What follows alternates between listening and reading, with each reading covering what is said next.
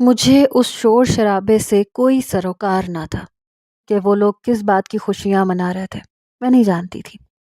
میں یہاں سے جانا چاہتی تھی، اپنی جان خلاصی چاہتی تھی، اس لیے واپس چارپائی پہ آ کے بیٹھ گئی۔ میں رو رہی تھی جب مجھے ایک دم سے دھواں دار فائرنگ کی آواز آنے لگی۔ ایک دم سے ڈھول اور باجے بند ہو چکے تھے۔ ایک بھگدڑ سی مچ گئی تھی۔ خواتین کی چیخ و پکار شروع ہو گئی تھی۔ اس کے بعد پولیس کے ہونے والے اعلان سے میں کچھ مطمئن ہوئی، جس میں یہ کہا جا رہا تھا کہ شہروز بلوچ خود کو گرفتار کروا دو اور اس لڑکی کو ہمارے حوالے کر دو، کیونکہ پولیس نے اس علاقے کو چاروں طرف سے گھیر لیا ہے۔ یہ نہ ہو کہ ہماری کارروائی سے بہت سے بے گناہ مارے جائیں۔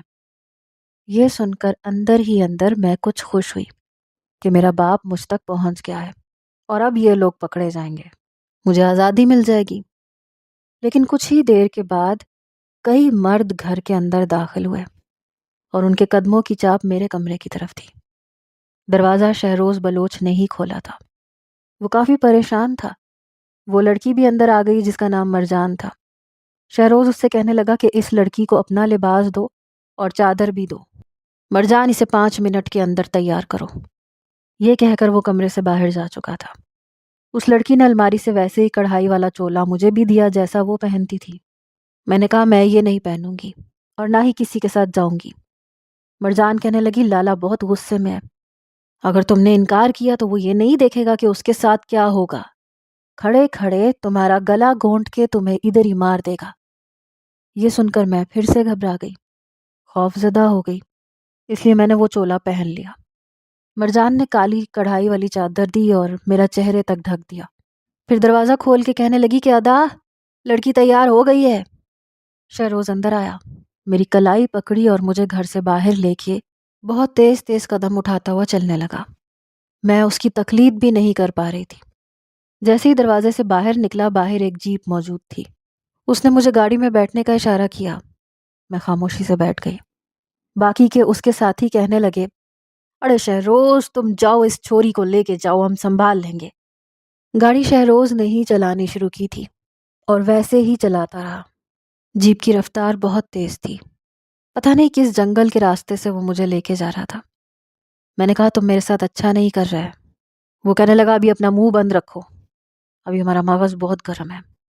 ہم تم کو پہلے بتا چکا ہے، ہمارا مغز جب گرم ہوتا ہے تو ہم کچھ نہیں دیکھتا۔ یہ کہنے کے بعد اس نے دوبارہ سے گاڑی چلانی شروع کر دی، لیکن بیچ جنگل میں جیپ بند ہو گئی اور اس وقت آدھی رات کا وقت تھا۔ اس نے زور سے گاڑی کے اسٹیئرنگ پہ ہاتھ مارا، پھر اپنی جیپ کھول کے دیکھنے لگا۔ میرے پاس وہی ایک موقع تھا کہ میں بھاگ جاتی۔ گھنا جنگل تھا، کسی بھی طرح دوڑ کر میں چھپ جاتی۔ میں آہستہ سے گاڑی سے نیچے اتری، لیکن پاؤں کے نیچے خشک پتے موجود تھے۔ فوراً سے پیر کے نیچے آنے والے پتوں کی چرچراہٹ سے وہ میرے پاس کسی ہوا کی تیزی سے پہنچ گیا۔ کہنے لگا تم نیچے کیوں اتری ہو؟ چلو اوپر بیٹھو۔ اگر تم بھاگنے کا سوچ رہا ہے تو یاد رکھنا اسی جنگل میں دفن کر دوں گا تمہیں۔ میں واپس جیپ میں بیٹھ گئی۔ مجھے اپنی بے بسی پہ رونا آ رہا تھا۔ پھر اس نے جیپ کے پیچھے سے ایک ہتکڑی نکالی اور میری کلائی پر ہتکڑی باندھ دی اور دوسرا سرا گاڑی کے ساتھ باندھ دیا۔ میں نے کہا یہ کیا کر رہے ہو؟ کہنے لگا کیوں؟ تم کو نہیں پتا ان چیزوں سے تو تمہاری بچپن سے جان پہچان ہوگی۔ اس کے بعد جیپ کھول کے ٹھیک کرتا رہا۔ مجھے کہنے لگا ہم پانی لے کے آتا ہے۔ میں نے کہا مجھے اکیلا چھوڑ کے کہاں جا رہے ہو؟ کہنے لگا کیوں؟ تم کو شیر کھا جائے گا۔ اگر کھا جائے گا تو اچھی بات ہے، آج تو شیر کا بھی عید ہو جائے گا، کیونکہ اس کو کھانے میں پولیس کا مال ملے گا، ورنہ پولیس صرف دوسروں کا مال کھاتا ہے۔ یہ کہتے ہوئے وہ ہنستا ہوا وہاں سے چلا گیا۔ پتہ نہیں کہاں گیا تھا، لیکن مجھے ڈر لگ رہا تھا۔ چار سو اندھیرا تھا، گھنے درخت تھے۔ میں چپ چاپ جیپ میں بیٹھ گئی۔ جہاں جیپ کھڑی تھی وہاں بھی درخت کی چھاؤں تھی۔ میں دل ہی دل میں دعا کر رہی تھی کاش کوئی پولیس والا یہاں آ جائے، مجھے دیکھ لے اور مجھے بچا لے، لیکن ایسا کوئی بھی وہاں پر نہیں پہنچا۔ میں اب بہت تھک گئی تھی، میری آنکھیں نیند سے بوجھل ہونے لگی۔ میں جیپ میں بیٹھی بیٹھی سو چکی تھی جب مجھے محسوس ہوا کہ کوئی چیز میرے ہاتھ پر پھر رہی ہے، پھر میری گردن تک پہنچ گئی۔ میں نے بمشکل آنکھیں کھول کے دیکھا تو ایک بہت موٹا تازہ سانپ تھا جو آہستہ آہستہ میرے وجود کو اپنی گرفت میں لے رہا تھا۔ یہ دیکھ کر تو میں بے تحاشا خوفزدہ تھی۔ پہلے تو میں نے ایک دل خراش چیخ ماری، لیکن جیسے ہی سانپ نے اپنا منہ میرے منہ کے قریب کر کے کھولا تو میں اپنا سانس لینا بھول گئی۔ خوف کے مارے میں کانپ رہی تھی اور وہ میرے منہ کے پاس پھنکار رہا تھا۔ میں نے آنکھیں بند کر لیں، دل میں بہت سی دعاؤں کا ورد کرنے لگی، لیکن میں جانتی تھی کہ سانپ مجھے مار ڈالے گا۔ میری آنکھیں بند تھیں جب وہ سانپ میرے پورے پیٹ پر اور جسم پر اپنی گرفت کو مضبوط کرنے لگا۔ میں اپنے ہوش و حواس کھونے لگی۔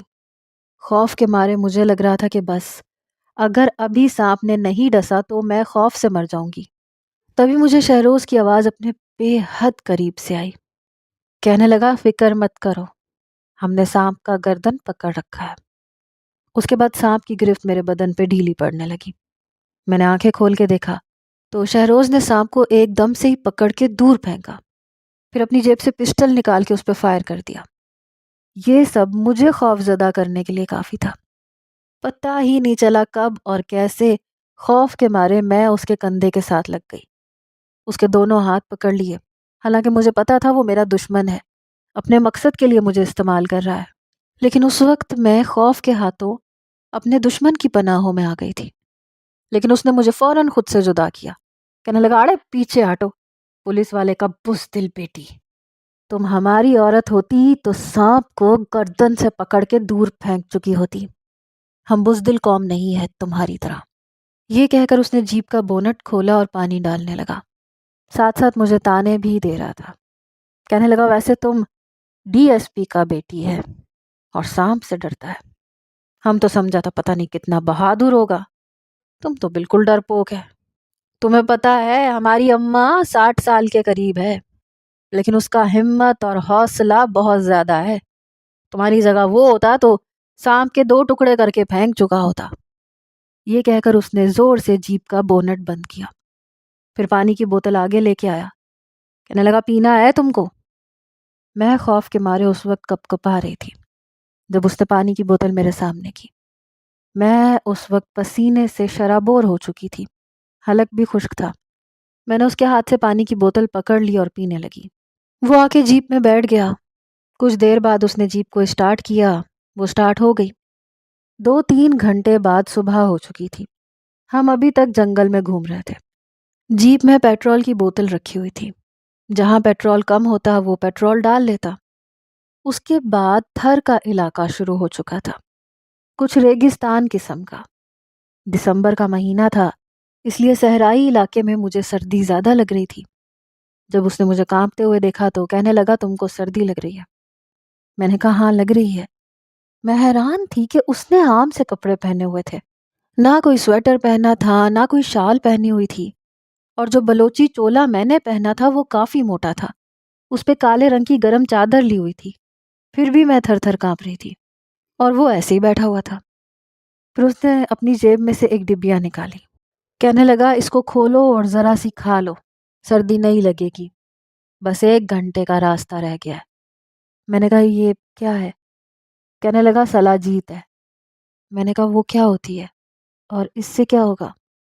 کہنے لگا، یہ جو تم کانپ رہا ہے نا، اسے کھا کر کانپے گا نہیں۔ میں نے وہ ڈبیا کھولی تو کالے رنگ کا نہ جانے کیا تھا، وہ میں نے ذرا سا کھا لیا، باقی کی شیشی بند کر کے اسے پکڑا دی۔ اسے کھانے سے واقعی مجھے اپنے اندر کچھ گرمی سی محسوس ہوئی۔ 1 گھنٹے بعد آبادی شروع ہو چکی تھی۔ پھر ایک گھر کے پاس اس نے اپنی جیپ روکی، شاید 7 اور 8 بجے کا وقت ہوگا۔ اس نے دروازہ کھٹکھٹایا تو ایک صحت مند خاتون نے دروازہ کھولا۔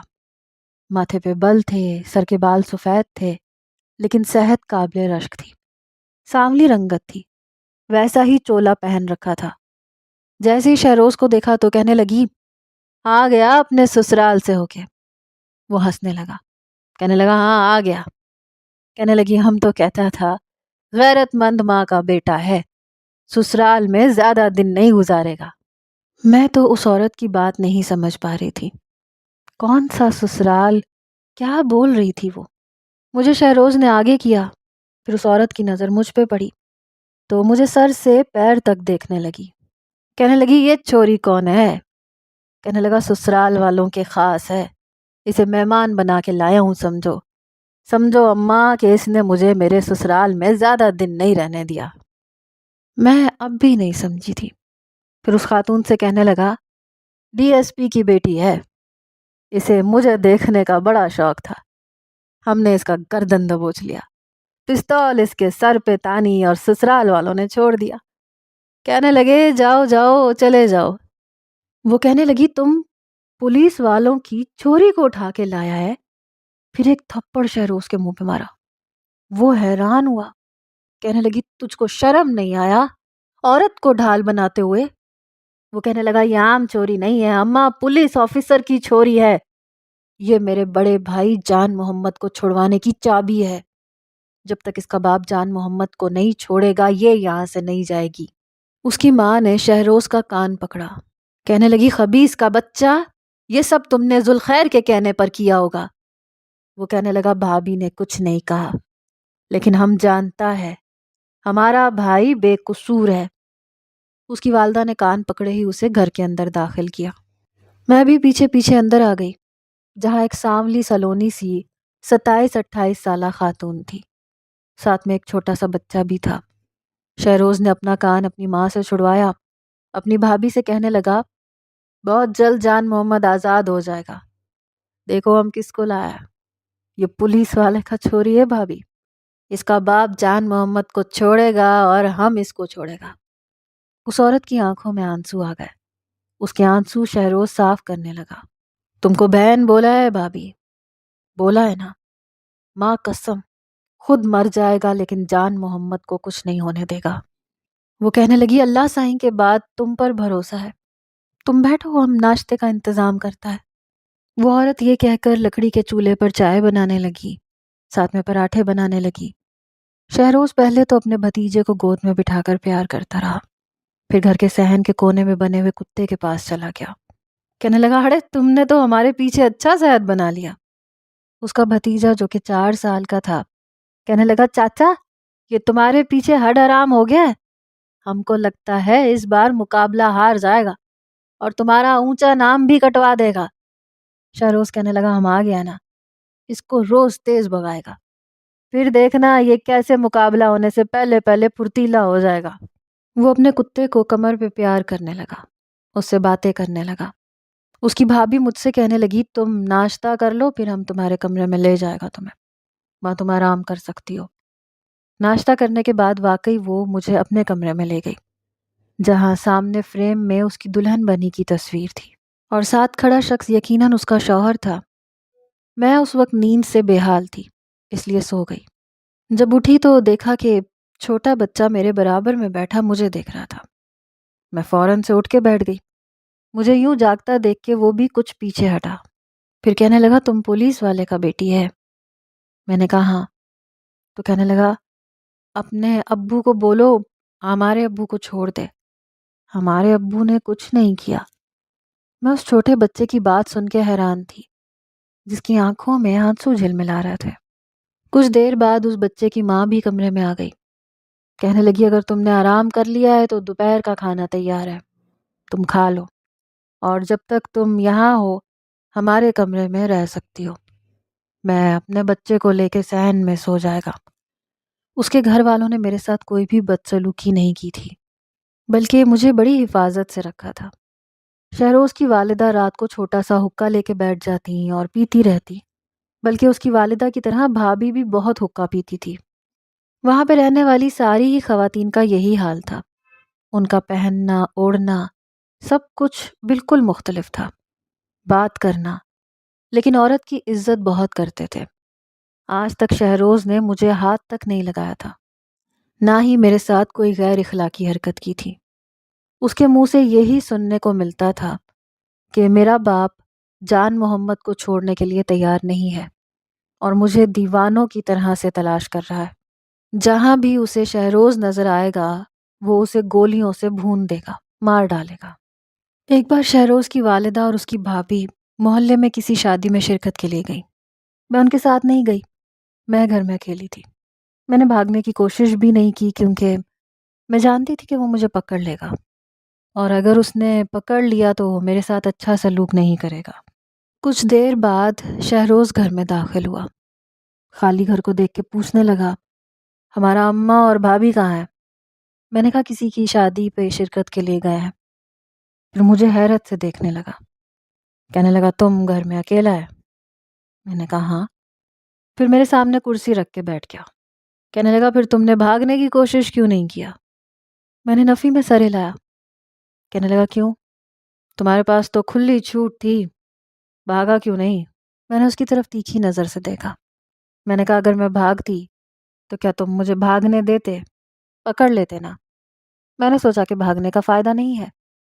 پھر وہ ہنسنے لگا، کہنے لگا تم فکر مت کرو، جیسے ہی تمہارا باپ جان محمد کو چھوڑے گا ہم تمہیں باعزت باحفاظت تمہارے گھر تک چھوڑ آئیں گے۔ یہ شہروز بلوچ کا وعدہ ہے تم سے۔ میں نے کہا تمہارا بھائی جیل میں کیوں گیا ہے؟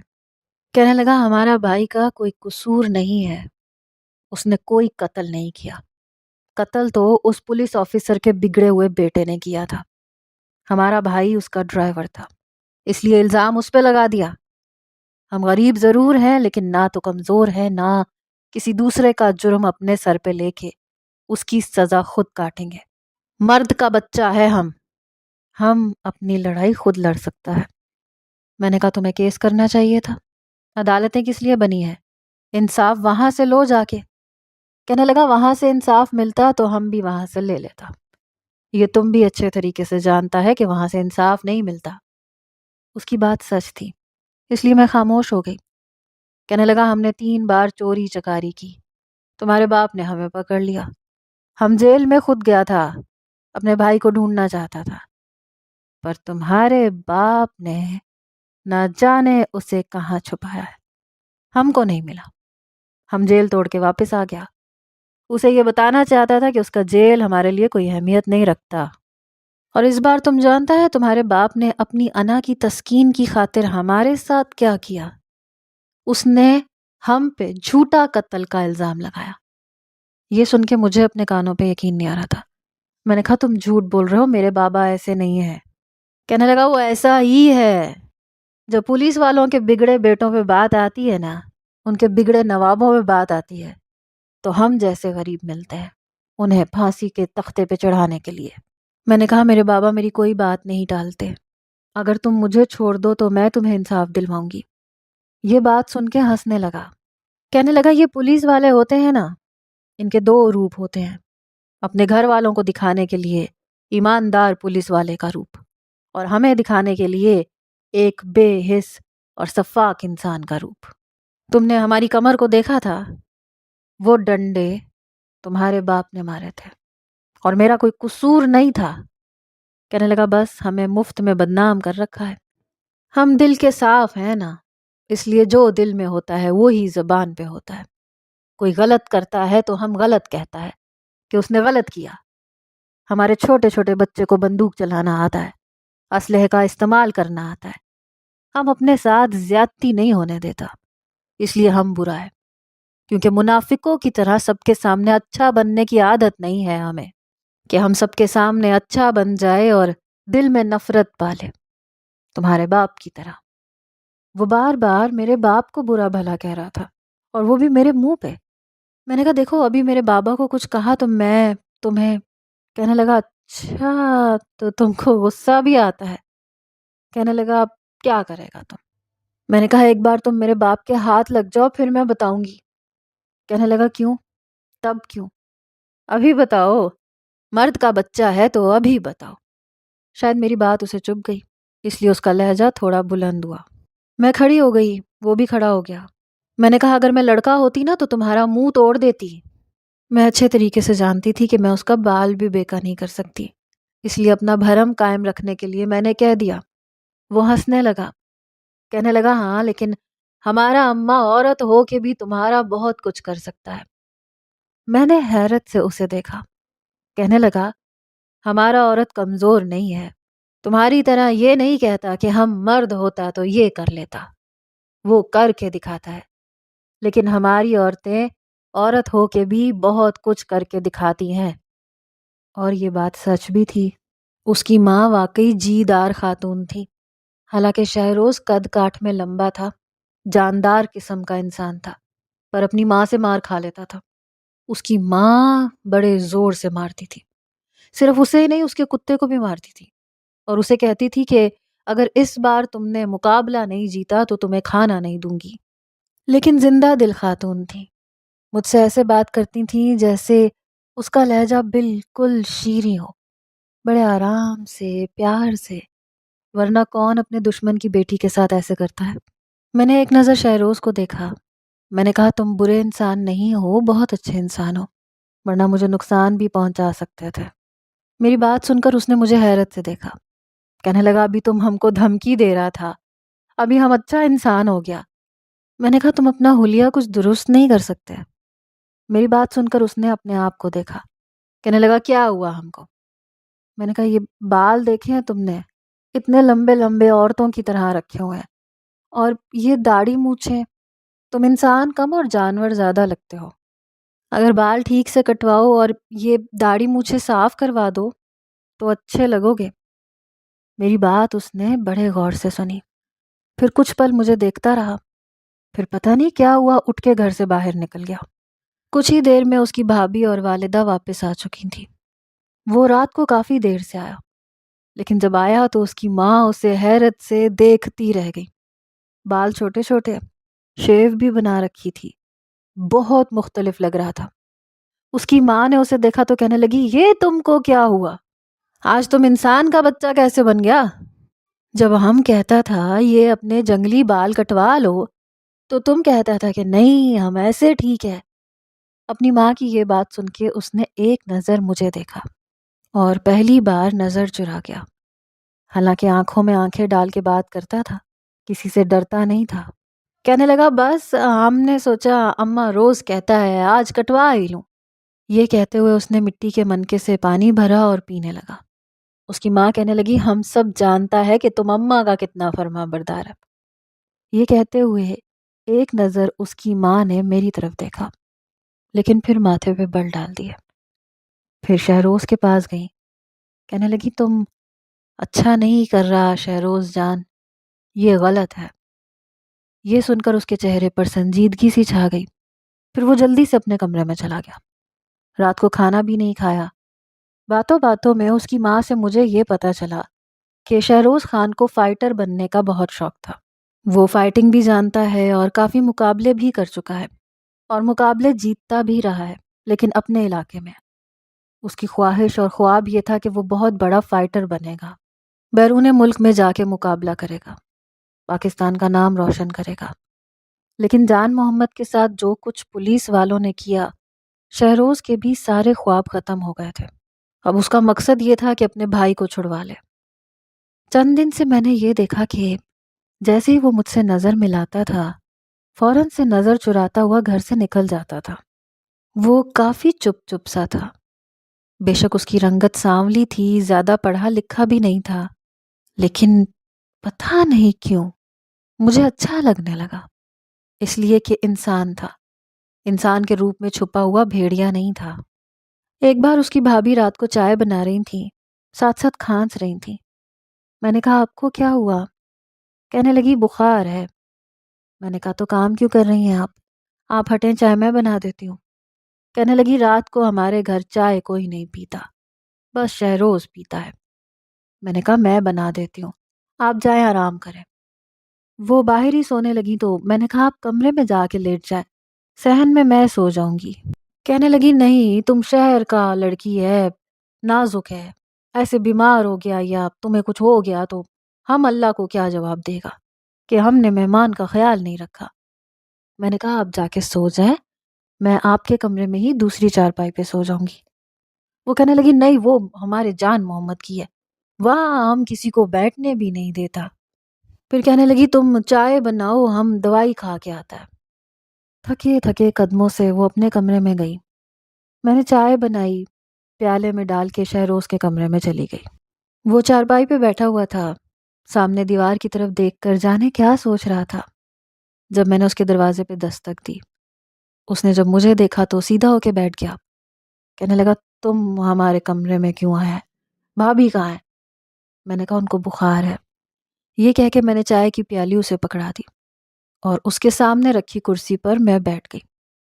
وہ نظریں چرانے لگا، کہنے لگا اچھا تم جاؤ، ہم چائے کی پیالی خود رکھ دے گا۔ میں نے ایک نظر اس کے چہرے پر ڈالی، اس نے چور آنکھوں سے مجھے دیکھا، پھر چائے کو دیکھنے لگا، کہنے لگا ہم کو ایسے مت دیکھو، اٹھ کے جاؤ۔ میں نے کہا اچھے لگ رہے ہو، انسان لگ رہے ہو۔ کہنے لگا ہم کو پتا ہے، اب جاؤ یہاں سے۔ میں نے کہا میرا بیٹھنا برا لگ رہا ہے تمہیں؟ کہنے لگا ہاں بہت برا لگ رہا ہے، تم جاؤ یہاں سے۔ میں نے کہا میں اتنی بھی بری نہیں ہوں۔ پتہ نہیں مجھے اسے تنگ کرنے میں مزہ آ رہا تھا، کیونکہ میں نے ایسے مرد اپنی زندگی میں کبھی نہیں دیکھے تھے جو عورت کو دیکھ کر نظریں چرا لیں یا نظریں جھکا لیں۔ یہ کہہ کے میں اسے پھر دیکھنے لگی۔ وہ گرم گرم چائے کے گھونٹ جلدی جلدی بھر رہا تھا، ساتھ ساتھ ترچھی نظروں سے مجھے دیکھ رہا تھا۔ کہنے لگا ہم نے تم سے کہا نا یہاں سے باہر جاؤ۔ میں نے کہا کیوں؟ کہنے لگا تم ہم کو ایسے نہ دیکھا کرو۔ میں نے کہا کیوں نہ دیکھا کروں؟ اب جو چیز اچھی لگے اسے دیکھنا تو چاہیے نا۔ اس کا بار بار گھبرانا، نظریں چرانا میرے لیے دلچسپی کا باعث تھا۔ کہنے لگا ٹھیک ہے ہم اٹھ کے باہر چلا جاتا ہے، تم یہیں بیٹھو ٹھیک ہے۔ یہ کہہ کے وہ چارپائی سے اٹھ کے کھڑا ہو گیا۔ اس سے پہلے کہ وہ باہر جاتا میں نے اس کا ہاتھ پکڑ لیا، لیکن بڑے زور سے جھٹکے سے اس نے اپنا ہاتھ مجھ سے چھڑوایا۔ کہنے لگا تمہیں شرافت کی زبان سمجھ نہیں آتا؟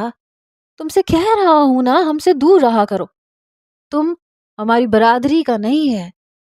میں نے کہا برادری کی ہوتی تو کیا کرتا ہے؟ پھر اس نے میری آنکھوں میں آنکھیں ڈال کے کہا تم سے شادی بنا لیتا۔ اس کے اس سادہ سے جملے نے میرے دل کو کسی اور ہی لے پر دھڑکا دیا، لیکن اب وہ باہر جا چکا تھا۔ میں نے بھی اپنے دھڑکتے دل کو کچھ ڈپتا تھا۔ میرا باپ اس کی جان کا دشمن تھا، کورٹ سے اس کے آرڈر جاری کروا چکا تھا کہ جہاں بھی شہروز اسے نظر آئے گا وہ اسے گولی سے مار ڈالے گا، اور میں اسے اپنا دل دے بیٹھی تھی۔ پتہ نہیں میری محبت کا انجام کیا تھا۔ آپ کو کیا لگتا ہے کیا ہوگا میری محبت کا انجام؟